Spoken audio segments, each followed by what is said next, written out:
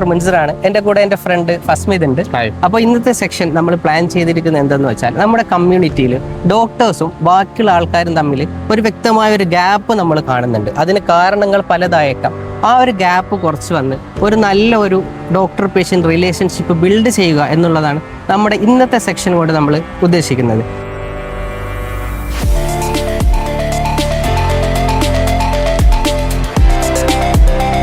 എൻ്റെ ഫ്രണ്ടിനുള്ള സംശയങ്ങൾ അദ്ദേഹം ചോദിക്കും. അതിന് ഇതിൽ പറയുന്ന കാര്യങ്ങൾ തികച്ചും എൻ്റെ ഒരു പേഴ്സണൽ പെർസ്പെക്റ്റീവ്സ് മാത്രമാണ്. അത് ബാക്കി കോമൺ ആയിട്ട് പറയുന്നതല്ല. ഇത്തരം കാര്യങ്ങൾ ചെയ്താൽ നമുക്കൊരു ചേഞ്ച് പ്രതീക്ഷിക്കാം. അതാണ് നമ്മൾ ഇതിൽ ഉദ്ദേശിക്കുന്നത്. അപ്പോൾ ഫസ്റ്റ് ക്വസ്റ്റ്യൻ എന്താണ് ചോദിക്കാനുള്ളത് നിങ്ങൾക്ക്? അതായത് ഡോക്ടർ, ഈ നമ്മുടെ പൊതുവെയുള്ള ഈ കോമൺ പീപ്പിൾസ് ഉണ്ടല്ലോ, അവർക്ക് ഡോക്ടേഴ്സിൻ്റെ അടുത്ത് വന്നാൽ കമ്മ്യൂണിക്കേഷൻ ഗ്യാപ്പ് വരുന്നുണ്ട്, പലതും ചോദിക്കാനുള്ള മടി വരുന്നുണ്ട്, ഡോക്ടേഴ്സിനെ കണ്ടാൽ ഒരു ഡിസ്റ്റൻസ് ഫീൽ ചെയ്യുന്നുണ്ട്. അതിൻ്റെ കാരണം എന്തായിരിക്കാം?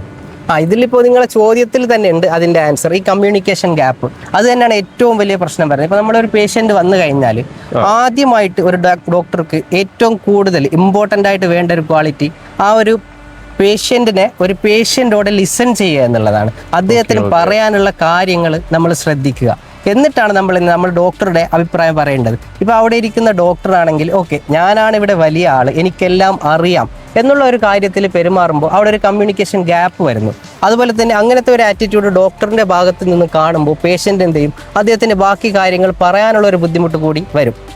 അതുപോലെ തന്നെ ഫസ്റ്റ് ഞാനിപ്പോൾ പറഞ്ഞ ആദ്യമായിട്ട് ഒരു ഗുഡ് ലിസണർ ആവുക, അതാണ് ഡോക്ടർക്ക് ഏറ്റവും കൂടുതൽ വേണ്ട ക്വാളിറ്റി എന്ന് പറയുന്നത്. Okay okay. പക്ഷെ ചില ഡോക്ടേഴ്സിന്റെ ആറ്റിറ്റ്യൂഡിൽ അവർ എന്താ പറയാ, ചില കൺസൾട്ടിങ്ങിന്റെ ടൈമിലൊക്കെ ദേഷ്യപ്പെടുന്നുണ്ട്, ചില രോഗികൾ പോകുമ്പോൾ അവരെ ഗെറ്റ് ഔട്ട് അടിക്കുന്നുണ്ട്, അങ്ങനത്തെ സംഭവങ്ങളൊക്കെ ഉണ്ടാവില്ലല്ലോ. അതെന്താവാൻ കാരണം? അങ്ങനത്തെ സംഭവങ്ങൾ ഉണ്ടാവില്ല എന്ന് ഞാൻ പറയുന്നില്ല, പക്ഷേ ശരിക്കും പറഞ്ഞാൽ അങ്ങനെ ഉണ്ടാവാൻ പാടില്ല.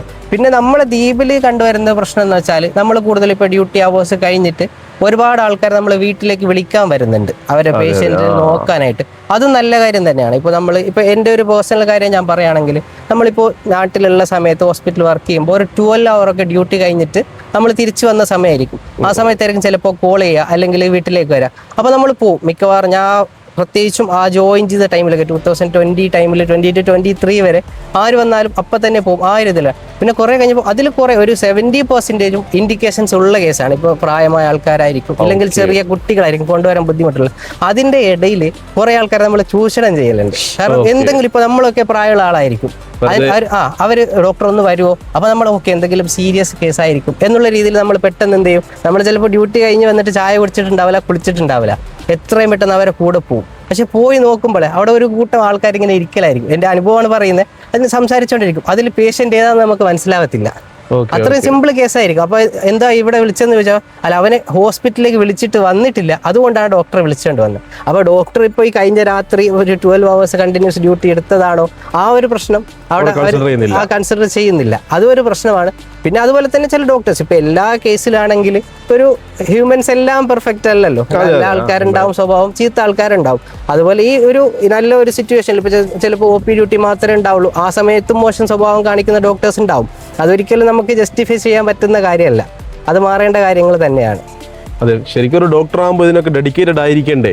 തീർച്ചയായിട്ടും ഡെഡിക്കേറ്റഡ് ആവണം. പിന്നെ ഇപ്പോൾ നമ്മൾ ഏതൊരു കാര്യത്തിലും ഇപ്പോൾ ഒരു ഫസ്റ്റ് എയ്ഡ് എന്ന് വെച്ചാൽ നമ്മളൊരു ആക്സിഡന്റ് നടന്നു, ആ സമയത്ത് നമ്മൾ ആദ്യം ചെയ്യുന്ന നമ്മൾ അയാളെ രക്ഷിക്കാൻ പോകും. അതിന്റെ ഫസ്റ്റ് സ്റ്റെപ്പ് എന്താണെന്ന് അറിയോ? ഏതൊരു ഫസ്റ്റ് എയ്ഡിലും എന്താണ് ഫസ്റ്റ് സ്റ്റെപ്പ്? അറിയില്ല എന്താ സംഭവം. ഏതൊരു ഫസ്റ്റ് എയ്ഡ് ആയാലും ഇപ്പൊ രക്ഷിക്കാൻ പോകുന്നത്, ഇപ്പൊ ഒന്നുകിൽ ഞാനായിരിക്കാം അല്ലെങ്കിൽ ഫസ്മിത് ബ്രോ ആയിരിക്കാം. അപ്പൊ രക്ഷിക്കാൻ പോകുമ്പോൾ ആ രക്ഷിക്കാൻ പോകുന്ന റെസ്ക്യൂർ ഉണ്ടല്ലോ, അയാളുടെ സേഫ്റ്റിയാണ് ഫസ്റ്റ് സ്റ്റെപ്പ്. ഞാൻ ഇപ്പൊ ഒരാള് ഡ്രൗണിങ് ആണ്, അപ്പൊ ഡ്രൗണിങ് ചെയ്യുന്ന ഒരാളെ ഞാൻ രക്ഷിക്കാൻ പോകുന്നു.